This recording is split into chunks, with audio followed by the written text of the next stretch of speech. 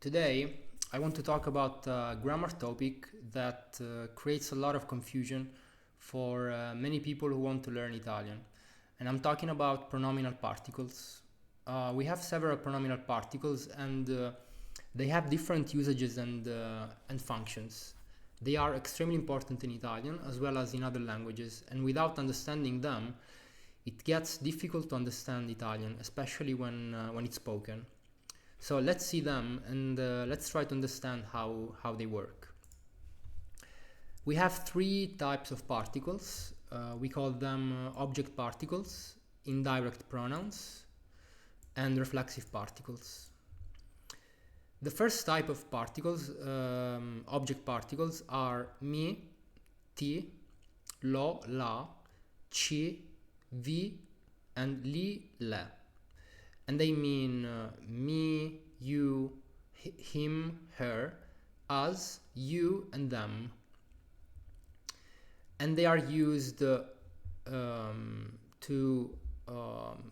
express the object, whether it's a person or an object, but in order to not repeat the noun. So it's used especially in answers or when the context is a noun already.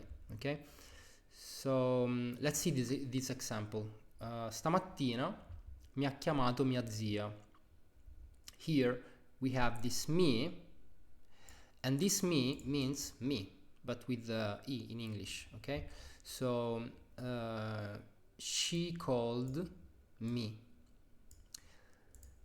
Then indirect pronouns are mi, ti, li, le, ci, vi, loro, or li. And these mean to me, to you, to him, to her, to us, to you, and to them. These are extremely important, especially for verbs like piacere, which means to like, and other verbs that behave in a similar way. But not only for them. So let's see an example of these particles. For example, we have this sentence: mi dice sempre no. Dice means he says or tells, and me here means to me. Okay, so he always tells me or to me in Italian, because in Italian we say dire a qualcuno, so to say to someone. Mi dice sempre no, so he always tells me no. And the last type of particles are the reflexive particles. These are used for reflexive verbs, and they are mi, ti, si, ci, vi, and si again, and they mean to oneself in general. So this means to myself, to yourself, to himself or to herself, to us, to yourself again, and to themselves. Okay, let's see an example. La domenica mi sveglio molto tardi, which means on Sundays I wake up very late. Me here means myself.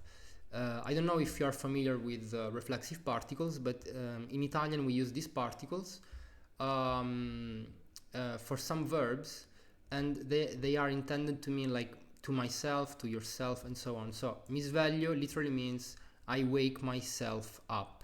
Okay, so now let's see. I wrote these three example sentences to show you why these particles are confusing.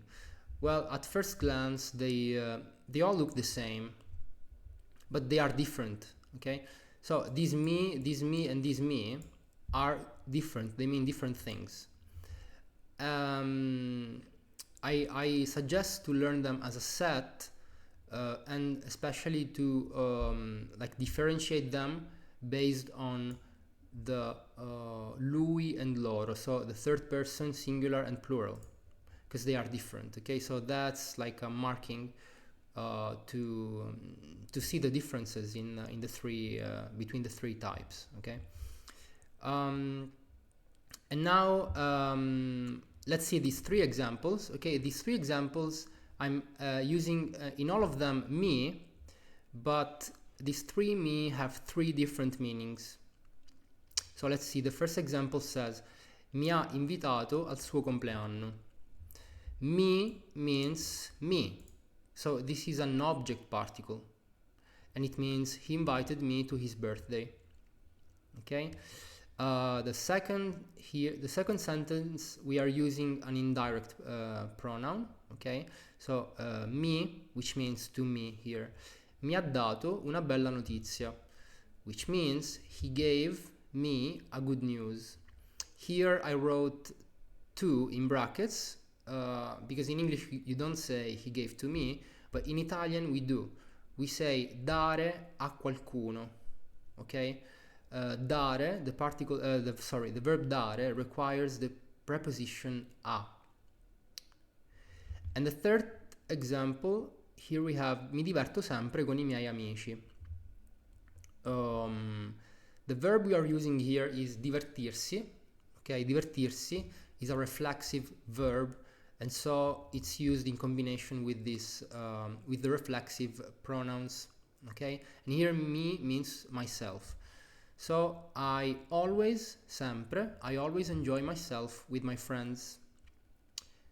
Okay, I hope it's clear. So we have these three types of pronominal particles. Okay, they have three different functions. They look the same, but you can see the difference in the third person. Okay, both singular and plural. So lui, lei, and loro. Okay. So again, I suggest to remember them based on the third persons. Okay. So this way you will see the difference. And